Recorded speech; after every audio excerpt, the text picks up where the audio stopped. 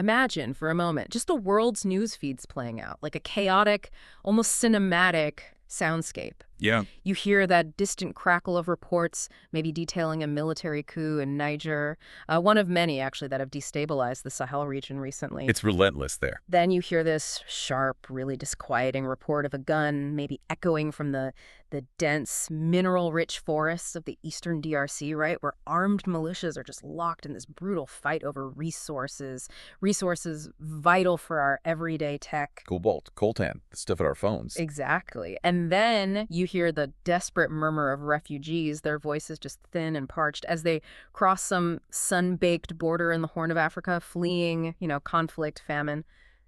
It feels endless. It's just crisis after crisis. Well, what if these aren't just isolated calamities, happening thousands of miles apart? Instead, maybe consider this.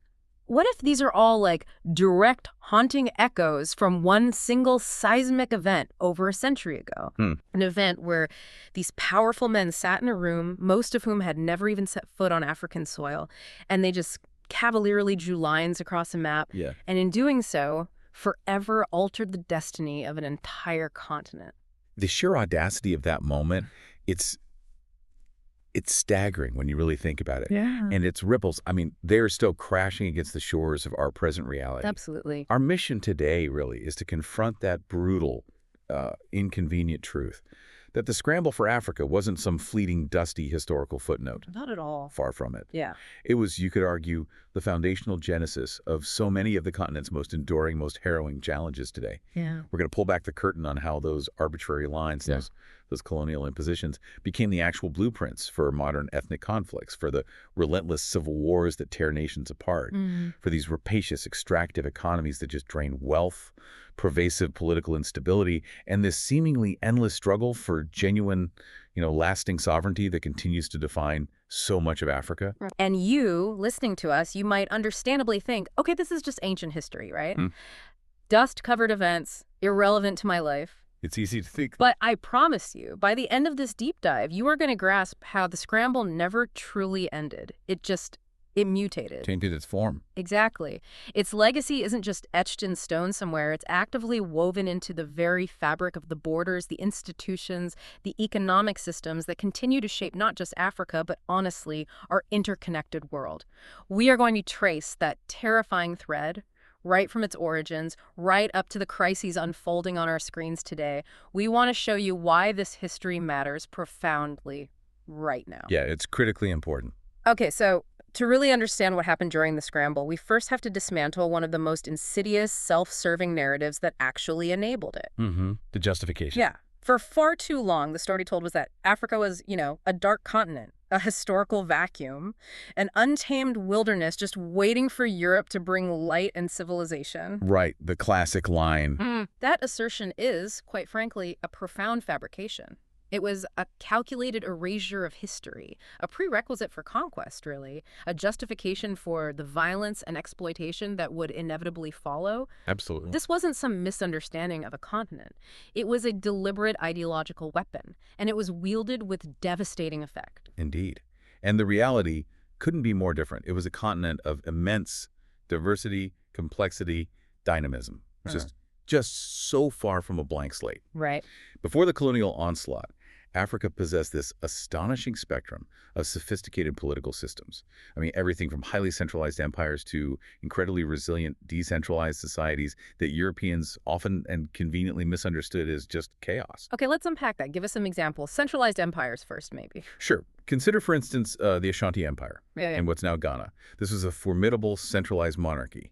It had a sophisticated 4-level government structure: state, district, village, lineage. Wow, 4 levels. Yeah, and its capital, Kumasi, was this hub of professional bureaucracy. They had separate ministries for foreign relations, treasury, military affairs. Actual ministries. Actual ministries. And the king's authority, symbolized by the sacred golden stool, wasn't absolute. It was balanced by councils of elders, powerful aristocratic factions. An intricate system of checks and balances ensuring robust governance. Okay, so a complex internal politics. Very complex. Or look at the Ethiopian Empire, ancient roots, tracing back to the Aksumite kingdom, a resilient Christian polity that had been engaging in statecraft for centuries. Right. Ethiopia was never formally colonized except for a brief Italian occupation later. Exactly, which speaks to its strength. Its Solomonic dynasty claimed legitimacy stretching back to biblical King Solomon and the Queen of Sheba. That narrative is in the Kebra Nagast, a 14th century text. Okay.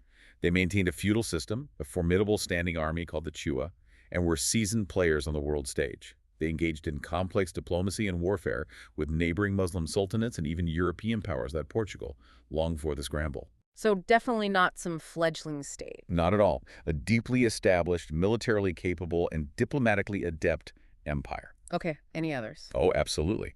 In southern Africa, the early 19th century saw the dramatic rise of the Zulu kingdom under Shaka Zulu. Military genius. Shaka Zulu, yeah, legendary figure. Totally.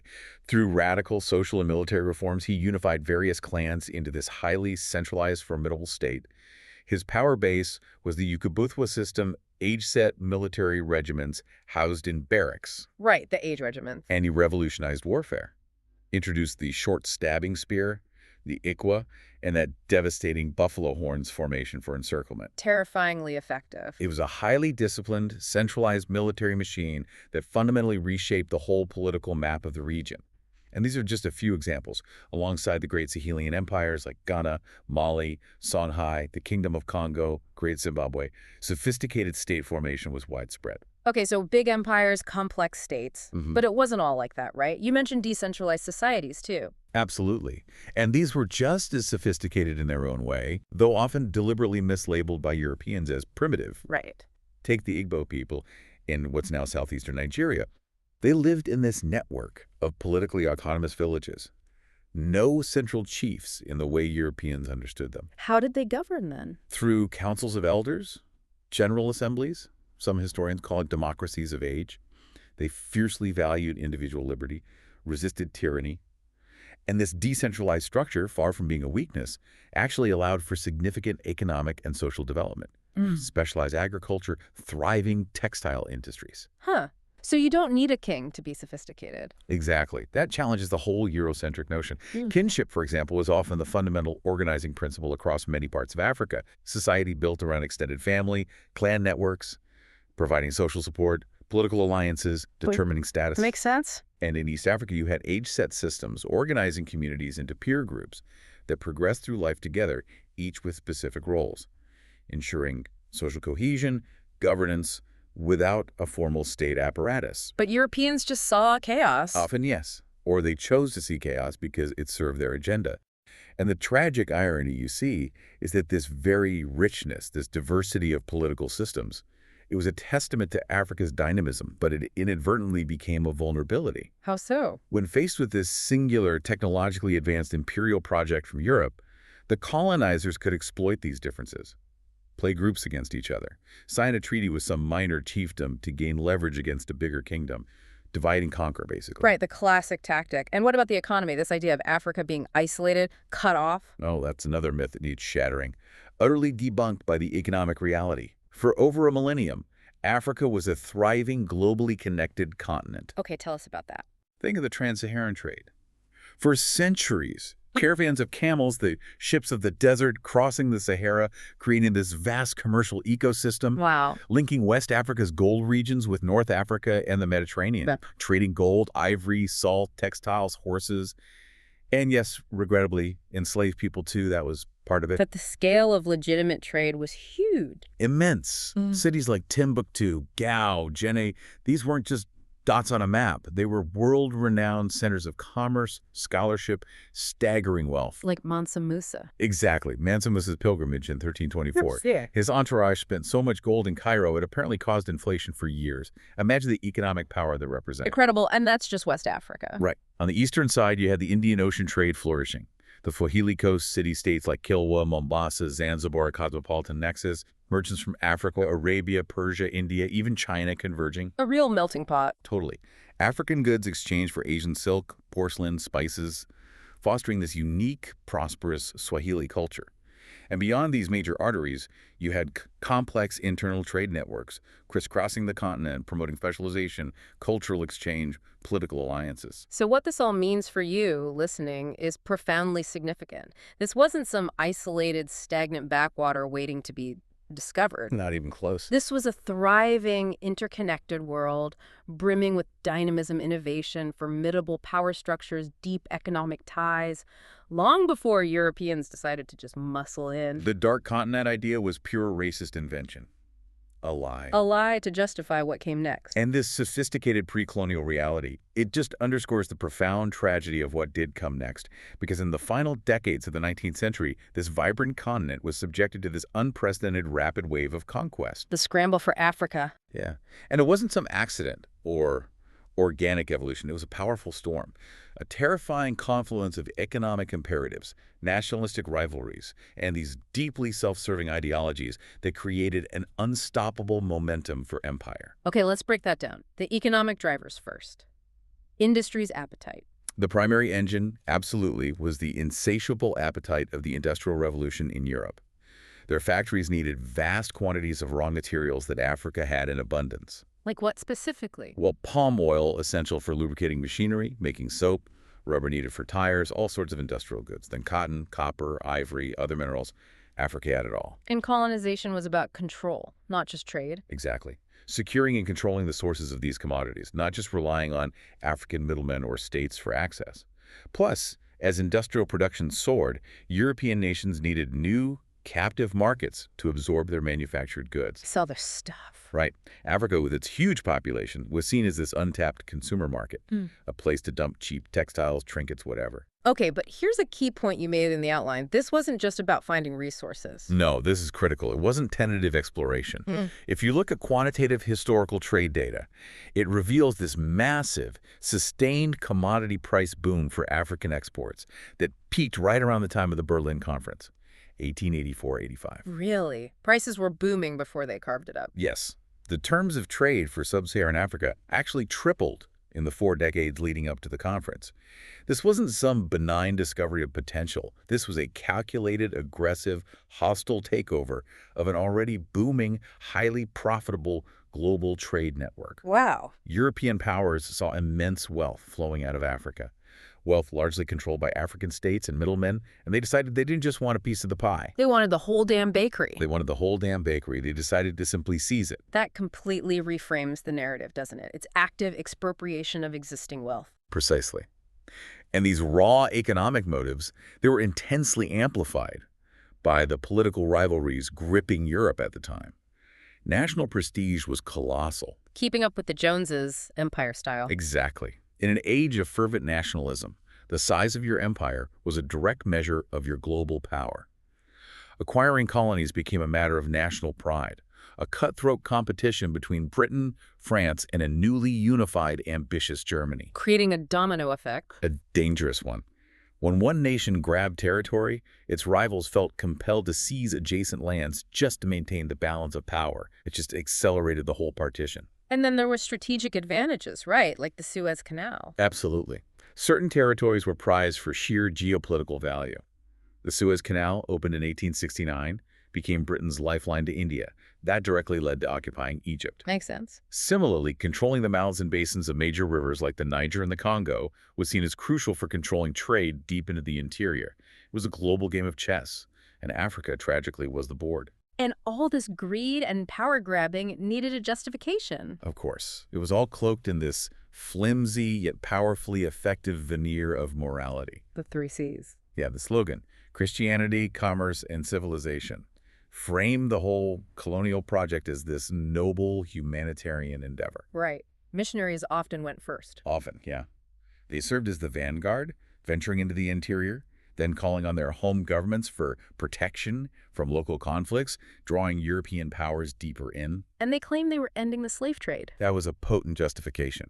The internal slave trade was still active in parts of Africa, but the irony is sickening, because these same colonial regimes would soon impose their own brutal systems of forced labor. Hypocrisy at its finest. Absolutely. But maybe the most disgusting ideological justification was social Darwinism and scientific racism. The prevailing pseudoscience of the era provided this convenient intellectual framework for conquest. These abhorrent theories argued Europeans were biologically superior. The white man's burden. Exactly. That they had a natural right, even a moral duty, to rule over and civilize supposedly inferior African peoples. It just makes you wonder, how did supposedly enlightened nations justify such monstrous acts? They invented a narrative, a deeply racist, self-serving ideology, painting themselves as saviors, when in reality they were ruthless predators after resources and power. And the timing. You mentioned this convergence happened at a moment of profound tragedy for Africa itself. Yes, just before the full-scale invasion, many African societies were arguably on the cusp of their own forms of modernization. The Atlantic slave trade had largely ended. Major internal wars had subsided in many areas. Regions were seeing population growth, economic development through legitimate trade. So Europe didn't bring progress. It was the opposite. The European onslaught was a violent, utterly destructive interruption. It crushed nascent African infrastructure, derailed an indigenous path of development, and replaced it with a purely extractive model designed only to serve Europe. It wasn't bringing light, it was extinguishing a burgeoning flame. Damn. Okay, so this escalating race for territory, it starts causing friction between the European powers themselves. Big time. The unregulated scramble created intense friction. There was a very real risk of a major European war breaking out, fought on African soil. Which they definitely didn't want. No. Yeah. So, to manage this internal European conflict, German Chancellor Otto von Bismarck convenes a conference in Berlin, November 1884 to February 1885. The Berlin Conference. That's the one. Officially, on paper, the stated purpose was, establish rules for trade, navigation on the Congo and Niger rivers, obviate misunderstandings, basically, manage their competition. But the real purpose was? Far more cynical. It was to legitimize the conquest of a continent, to set the ground rules for carving it up amongst themselves. And here's the truly chilling part, the part that just, it makes your blood run cold. Who was actually in that room? Representatives from 14 nations, 13 European, plus the United States. Britain, France, Germany, Portugal, even King Leopold II's personal front group, the International Association of the Congo. But the crucial thing, for you listening, isn't just who was there. It's who was tragically, offensively absent. Not a single African representative. Not one. Zero. The futures of tens of millions of people, their lands, cultures, identities, diced up and handed out like party favors by strangers who considered them utterly inconsequential. Did anyone even try to attend? The Sultan of Zanzibar requested to attend. Request summarily dismissed. Africa was treated as terra nullius, empty land. Inhabitants had no sovereign rights. It was, as that Togolese official later said, the partition of Africa without Africa. Exactly. Imagine that. Your entire future decided by people who don't even see you as relevant. That's the damn cold, hard truth of Berlin. So what did they actually decide there? What came out of it? The conference ended with a general act. It had clauses on free trade, abolishing slavery, mostly lip service, really. Rhetorical cover? Pretty much. The two truly consequential outcomes were, first, the principle of effective occupation. This was critical. Okay, what did that mean? It stipulated that a European power could only claim territory if it demonstrated effective occupation, meaning it had to establish a tangible administration, like a military fort, a government office. Sounds like it might slow things down, make them actually govern. You'd think? But no. Far from being a check, it ignited a frantic military race to establish physical presence. Planting a flag wasn't enough anymore. You had to send troops, administrators. It accelerated the military conquest. Wow. Okay, what was the second outcome? Formal recognition of King Leopold II's claims to that vast territory in the Congo Basin, his International Congo Society. Not a Belgian colony, but his personal property. His personal fiefdom, an area 76 times the size of Belgium. And the conference basically said, yep, that's yours, Leo. This legitimization of private ambition led directly to one of the worst humanitarian catastrophes imaginable. Unbelievable. So Berlin didn't literally draw all the lines on the map right then and there. No, that's a common simplification. The actual borders were often hammered out over the next few decades in bilateral talks, on-the-ground surveys, sometimes bloody conflicts. What Berlin did was create the legal and political framework. It established the rules of the game. It transformed individual aggression into a collective sanctioned European project. Yeah. It was the legalization of conquest. And the sheer scale of this carving up, it's just mind-boggling. It really is. Think about it. Great Britain absorbed or divided massive entities like the Sokoto Caliphate, the Ashanti Empire, Buganda, Yoruba states, creating Nigeria, the Gold Coast, Egypt, Sudan. Just swallowed them whole or sliced them up. Pretty much. France carved out French West Africa. Equatorial Africa took the Tutelar Empire, Mandinka Empire, Mossy Kingdoms. Belgium, under Leopold, got the Congo Free State bigger than Western Europe combined, consuming Congo, Luba, Lunda kingdoms. And Germany. Germany, a latecomer, grabbed German East Africa, Cameroon, Togo, including ancient kingdoms like Rwanda and Burundi, the Herero and Namakwa lands. It's a staggering re-engineering of a whole continent based on European interests. The arrogance is breathtaking. Whole civilizations, complex societies, erased or sliced up with a pen stroke. Their internal logic totally disregarded. It's a foundational act of violence that echoes right down to today, literally shaping the maps we see now. Okay, so the continent is partitioned on paper. Now Europe has to actually control these vast territories, millions of people, with relatively few administrators. How did they do that? They developed different strategies, but all ultimately aimed at control and extraction. And these weren't just governance choices. They were acts of profound social engineering that created the fault lines for future conflict. Social engineering, that's a chilling term. It is. The two big players, Britain and France, had different approaches, theoretically. The British favored indirect rule. Right, ruling through existing chiefs or emirs. Exactly. Famously associated with Lord Lugard in Nigeria. On the surface, it seemed pragmatic, cheaper, fewer Brits needed, maybe more respectful of tradition. Except in practice. In practice, it grotesquely distorted those traditions. It often gave local rulers autocratic powers they never had under customary law. Their accountability shifted not to their own people, but upwards, to the British colonial officer. Oh, okay. So it wasn't really preserving tradition. Not authentically. Yeah. And in places like Igbo land, where there were no centralized chiefs, the British simply created them, appointed warrant chiefs. Invented chiefs. Invented chiefs, Huh. who completely lacked traditional legitimacy and were understandably widely resented. Wow. Okay, what about the French approach? The French started with assimilation, rooted in their revolutionary idea that anyone who adopted French culture and language could become a French citizen. The goal? Create a small elite of black Frenchmen, évolués, to help run things. Did that work? Not really. Too expensive. Impractical on a large scale. So they shifted to association. Still maintained French cultural supremacy, but dropped the promise of widespread citizenship. Crucially, both French policies were highly centralized and aimed to undermine or actively destroy traditional African institutions, replacing them with a uniform French model. So different theories, same outcome. Control, disruption. Pretty much. Let's look at Nigeria again as a case study of British divide and rule. That 1914 amalgamation of North and South created a country that, as someone said, existed as one country only on paper. Because they were administered so differently. Purposefully administered separately. The predominantly Muslim North, with its hierarchical House of Fulani Emirates, versus the culturally diverse South. And for administrative ease, the British formalized and hardened ethnic identities, House of Fulani, Yoruba, Igbo, that had been much more fluid before. We made them into rigid categories. Exactly. And then they built their indirect rule system by heavily favoring the aristocratic House of Fulani leadership, seeing them as natural rulers. This created this deep structural power imbalance. Massive resentment built up among southern groups, especially the Igbo, who lacked chiefs, but embraced Western education and business, only to be politically sidelined. So it wasn't ancient hatreds causing later problems? No.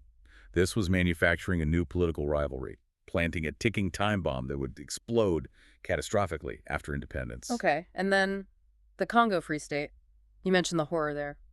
If we talk about pure extraction and depravity, Leopold's Congo is the absolute nadir. Remember, this was his personal property run solely for profit.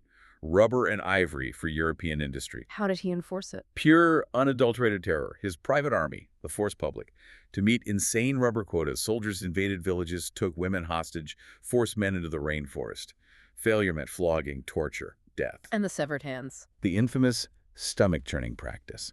Soldiers had to show severed hands to prove they hadn't wasted bullets hunting. It was hell on earth. Sanctioned by the international community at Berlin. A testament to unchecked greed unleashed. The death toll estimates are staggering. Modern estimates converge around 10 million deaths. Murder, starvation, disease. Potentially half the region's population wiped out. Just unimaginable. And Rwanda. Another case of devastating social engineering. Perhaps the most devastatingly consequential. Before Europeans, Hutu and Tutsi were mainly socioeconomic terms. Fluid categories. A Hutu with cattle could become Tutsi. Intermarriage was common. So not distinct ethnic groups originally. Not in the rigid way they became.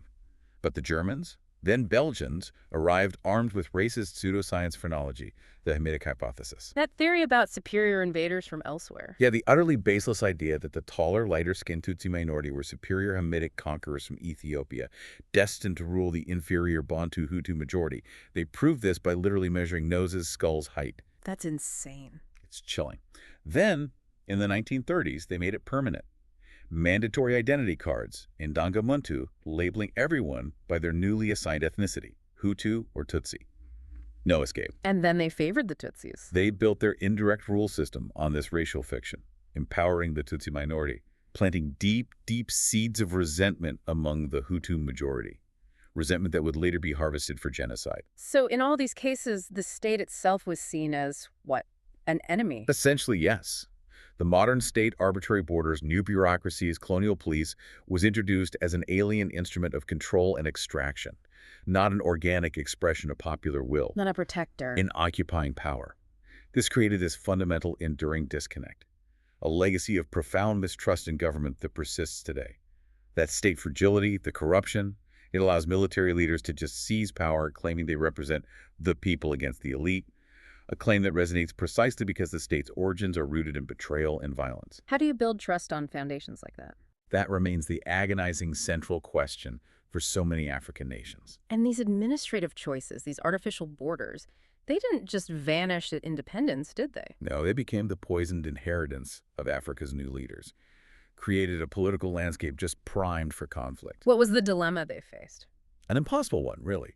Either respect these illogical imposed colonial borders and try to forge nations out of disparate, often rival groups. Or risk plunging the whole continent into endless secessionist wars. Exactly. The Organization of African Unity, the OAU, now the AU, chose the first path, enshrined the principle of inviolability of colonial borders. Pragmatic, maybe, to avoid immediate chaos continent-wide. But it locked nations into these colonial cages. That's a good way to put it. Lock them into these artificial constructs built by colonizers. And the result, a series of devastating post-independence conflicts traced directly back to the Scramble scars. Like the Nigerian Biafran War. A prime, tragic example, 1967 to 1970. A direct, brutal consequence of that 1914 British amalgamation and divide and rule. Remember the forced union, House of Fulani North, Yoruba West, Igbo East. And the power imbalance favoring the North. Precisely. By 1966, just 6 years after independence, tensions exploded. An Igbo-led coup, then a bloody northern counter-coup, followed by horrific pogroms, massacres of Igbo civilians in the north, thousands killed. Jeez. This violence convinced many Igbo the federal state, a British creation, couldn't protect them.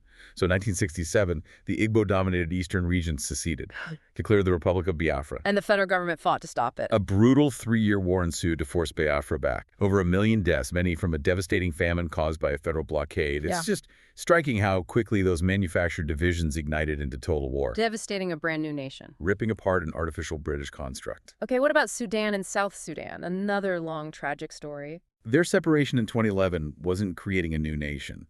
It was a final, bloody divorce made inevitable by colonial policy.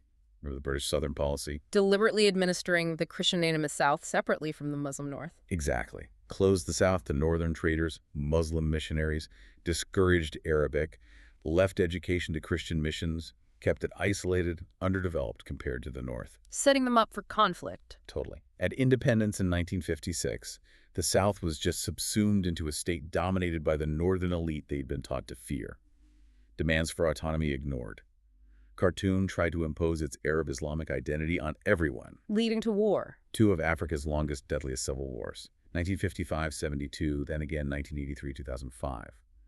Millions died over marginalization, resource control, especially oil religious freedom, all rooted in that colonial divide. And then Rwanda, the absolute horrific culmination. The 1994 genocide against the Tutsi, the horrific endpoint of that Belgian social engineering we talked about, transforming fluid social status into rigid racial categories, elevating the Tutsi minority. Then switching support to the Hutu majority just before independence. Yes, abruptly switching sides in 1962, unleashing decades of pent-up resentment. The new Hutu government inverted the hierarchy. Systematic discrimination, massacres, forced exile for Tutsis. And the genocide ideology built on those colonial myths. Explicitly. Hutu power ideology directly used the colonial-era Hamitic hypothesis, framing Tutsis as foreign invaders needing purging. And when the genocide started in April '94, The ID the cards. colonial legacy provided the literal tools. Those mandatory ethnic identity cards, introduced by the Belgians, became death warrants. Militias at roadblocks could efficiently identify and slaughter Tutsis. 800,000 to 1 million people in 100 days. A catastrophe built directly on racial categories invented and institutionalized by the colonial state. This wasn't some inexplicable eruption of ancient hatreds. It was planned, systematic horror enabled by colonial foundations. So the colonial past isn't just history, it's actively weaponized now. Absolutely. Political elites, extremists, they mobilized support using the very ethnic and racial identities hardened by colonial rule. The colonial experience is like this ready-made archive of grievances, stereotypes, divisions, ready for exploitation. And the borders themselves, you call them cages, but also conduits. Yeah, it's a double-edged sword. They act as cages, trapping rival groups in these zero-sum games for state control. But they're also porous conduits, allowing conflicts, rebels, weapons to spill across frontiers, destabilizing whole regions. It's a truly diabolical legacy. Okay, so political chaos, conflict. Let's shift to the economic legacy, just as profound. Absolutely. The political legacy is matched by an equally profound economic one. Colonial economies were never designed for balanced, sustainable African development. What were they designed for? One single, brutal purpose: efficient extraction of raw materials for the benefit of Europe. And this extractive blueprint has proven remarkably durable, evolving from direct colonial control into neo-colonial dependency. How did the colonial model work specifically? Simple and brutal. Colonial administrations forced or incentivized cash crops, cotton, cocoa, peanuts, things Europe demanded, often at the expense of local food production, Disrupting traditional farming. causing food insecurity, even famine. Simultaneously, any local manufacturing that might compete with European industries was actively suppressed or just left to wither. Africa was meant to be a raw material supplier and a captive market for European goods. Full stop. So the question you posed earlier, what kind of development builds infrastructure just to drain wealth while sabotaging local industry? Exactly. It's a perverse genius of exploitation. And the infrastructure itself, the railways, roads, they physically embodied this. They were a physical manifestation of extraction. They didn't connect African population centers or foster intercontinental trade. Almost invariably, they ran from a resource-rich interior, a mine, a plantation, directly to a coastal port. To get the stuff out. To get the stuff onto ships bound for Europe. This physically locked the continent into an externally oriented, export-dependent economic structure that largely persists today. So independence comes, political sovereignty, but economically. Still trapped. Exactly. Politically sovereign, but economically shackled. This is neo-colonialism, as Ghana's Kwame Nkrumah famously called it. A nation, quote, in theory, independent. In reality, its economic system and thus its political policy is directed from outside. How is that control exercised now? Through several key mechanisms. Direct state control over resources, often replaced by the dominance of multinational corporations, many based in former colonial powers. They continue extraction, repatriating profits, ensuring a net outflow of wealth. And the IMF and World Bank. They became central actors. Post-colonial nations face economic crises, often due to volatile commodity prices. They turn to these institutions for loans, but the loans come with strings attached. SAP, Structural Adjustment Program. Yes, stringent conditions, typically requiring harsh austerity, cut public spending on health, education, privatize state companies, liberalize trade. Leading to a debt trap. A vicious cycle. By 2022, average debt to GDP in sub-Saharan Africa hit 60%, doubled in a decade. Total debt over $1 trillion. And here's the truly scandalous reality. The statistic about debt servicing versus healthcare. In 2022, 22 African countries spent more servicing external debt than on healthcare for their own citizens. Let that sink in you. More money servicing debts to outsiders than keeping your own people healthy. It's a fucking scandal. It's outrageous. A modern form of tribute, keeping nations perpetually hobbled. And the DRC, the Congo, the ultimate example of the resource curse. The quintessential example. Immense natural wealth leading not to prosperity but poverty, conflict, authoritarianism. The cycle from Leopold's rubber trade continues. No, it's cobalt and coltan. Exactly. Yeah. Essential for our tech, green energy, fueling brutal conflict in the eastern provinces. Armed militias, corrupt officials, neighboring states like Rwanda, Uganda, international corporations, all vying for control of the mines. violence, instability. Well, the miners themselves. Artisanal miners, often in incredibly hazardous conditions, earning less than $2 a day to extract resources that enrich foreign companies and warlords. There's a direct, undeniable link between your smartphone, your EV, and this devastating conflict and exploitation. Our supply chains are still powered by that colonial blueprint. And the trade stats back this up. The enduring dependency, starkly. Intra-African trade, still only around 15% of total African trade. Severely underdeveloped internal market result of colonial infrastructure. While trade outside Africa dominates. About 85%. Economies overwhelmingly oriented outwards, serving Europe, increasingly Asia. Europe's still a top partner, 27% of exports. Asia, 35% of imports. Those colonial-era relationships persist. And what does Europe import? Over half, 53%, is mineral fuels and other raw materials, primary commodities, not higher-value finished goods. But trade within Africa? Dominated by manufactured goods, highlighting the immense untapped potential for industrialization if those colonial barriers could finally be overcome. So the data is unequivocal. Absolutely. The fundamental economic structure imposed by colonialism Africa as raw material supplier is still damn firmly in place. Global finance runs on colonial-era infrastructure, perpetuating relentless extraction. Which brings us right up to today, the unfolding crisis in the Sahel, a real-time echo. A powerful real-time case study, how all these legacies, colonialism, weak states, extraction, neo-colonial interference are converging, creating this literal coup belt of profound instability. Mali, Burkina Faso, Niger, since 2020, just one coup after another. A contiguous belt of military rule. And it's not just a few bad actors, it's driven by state failure.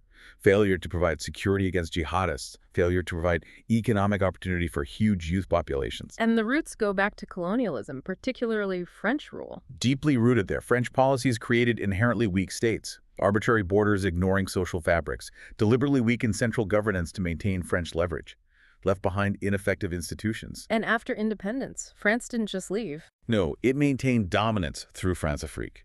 This pervasive neo-colonial system, a complex web of personal ties between French and African elites, economic control of the CFA franc, uranium in Niger, and frequent military interventions. Interventions to protect French interests. And prop up friendly, often autocratic, regimes. France-Afrique ensured French interests, yes, but it completely sacrificed genuine, accountable governance in the Sahel, fostered corruption, resentment, a Faustian bargain. And the recent French military interventions against jihadists, they didn't work. Largely failed to quell the insurgencies, despite initial successes like Operation Serval, then Barkhane. Instead, the long French presence became seen as neo-colonial occupation. Fueling anti-French sentiment. Deep-seated anti-French sentiment, rooted in colonial memory in France-Afrique, has been skillfully exploited by the new military juntas. They galvanize popular support by presenting themselves as liberators from foreign influence. So the Sahel crisis, it's basically France's neo-colonial strategy blowing up in its face. In essence, yes. A spectacular failure. France-Afrique seemed to work for France for decades. Stability, access. But by propping up corrupt elites, failing to foster real state capacity, they helped create these hollowed-out, brittle states lacking legitimacy. And when new pressures hit jihadism, climate change, youth bulge. The fragile structures just collapsed, didn't they? These recent coups aren't just military grabs. They're a popular nationalist rejection of the whole post-colonial deal with France. And who's filling the vacuum? New players.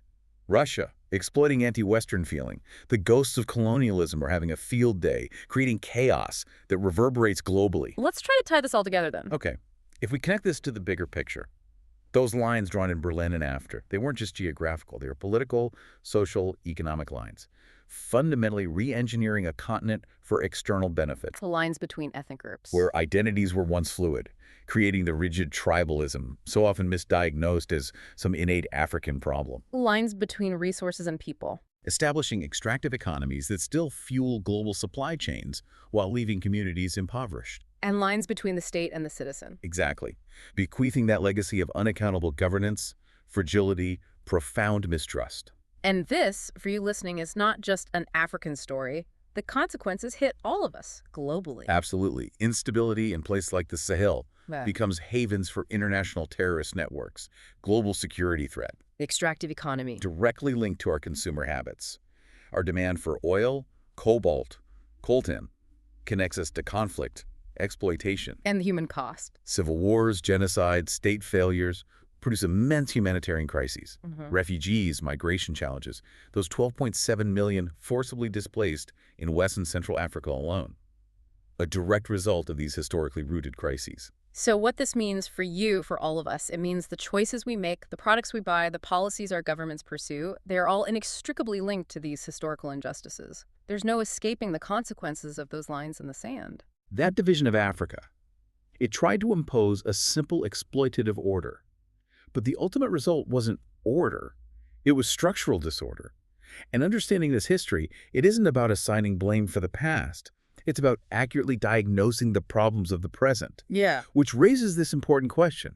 Until we, as an international community, truly acknowledge that many of today's most pressing global crises flow directly from these lines in the sand drawn over a century ago, well, our proposed solutions will just keep treating symptoms, won't they? Instead of the damn root cause. Exactly. Instead of the damn root cause. Yeah. And the echoes of the scramble for Africa will continue to shape our world for generations to come, unless and until we truly confront this history head on.